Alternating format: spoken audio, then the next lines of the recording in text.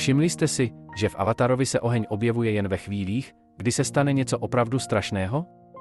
Že popel padá na postavy vždy, když přichází zlom nebo bolestné okamžiky? A že James Cameron tenhle motiv používá úplně jinak, než jak jsme zvyklí z jiných filmů?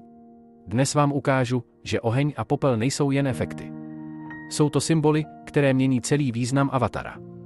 A garantuju vám, že po tomhle videu budete oba filmy vnímat úplně jinak. Začněme tím nejdůležitějším. Oheň v Avatarovi nikdy nepatří k Navi. Používají ho jen málokdy. V jejich vesnicích ho téměř nevidíme. A jen výjimečně s ním pracují. Proč? Protože oheň je symbolem lidské kultury. Je to nástroj dominance. Nástroj války. Nástroj destrukce. Když RDA vypálí domovský strom v prvním filmu, není to jen útok. Je to symbolické vymazání kultury. A v Avatarovi 2? Když Quaritchova jednotka vypaluje lesy při lovu Sullyho rodiny, vidíme přesně to samé. Oheň je jejich podpis. Je to stopa, kterou po sobě lidé nechávají. A Cameron to dělá zcela vědomě. Oheň rovná se lidská chamtivost, lidská síla, lidská destrukce. Popel je v Avatarovi ještě silnější symbol než samotný oheň. Popel je ticho po bouři.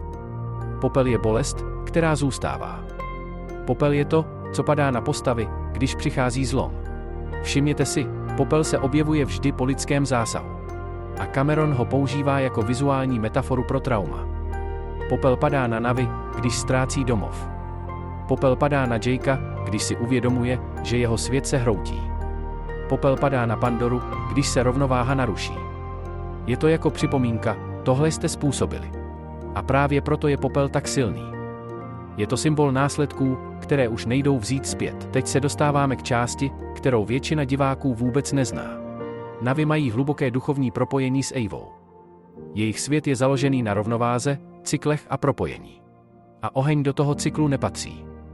Oheň ničí, ale nic nevrací. Oheň přerušuje spojení. Proto Navi oheň moc nepoužívají. Proto je pro ně cizí. A popel? Popel je pro ně symbolem narušení rovnováhy. Je to něco, co zůstane po zásahu, který nebyl součástí přírodního cyklu.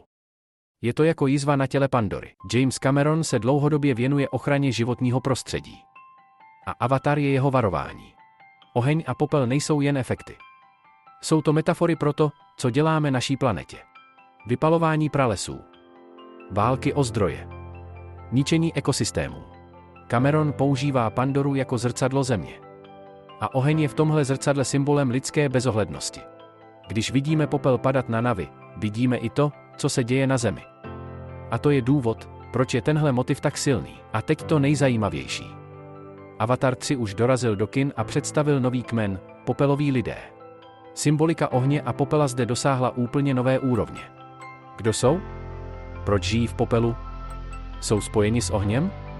A opravdu jsou zlí, jak naznačil Cameron. Ukazuje se, že možná jde o Navi, kteří se naučili přežít v prostředí zničeném ohněm. Možná jsou to oběti lidské destrukce. A možná ti, kteří pochopili, že popel není konec, ale začátek. Ať už je pravda jakákoliv, jedno je jisté, oheň a popel v Avatarovi 3 hrají zásadní roli. Takže až příště uvidíte v Avatarovi oheň nebo popel, vzpomeňte si na tohle, není to jen efekt. Není to jen pozadí. Je to symbol. Symbol války. Symbol ztráty.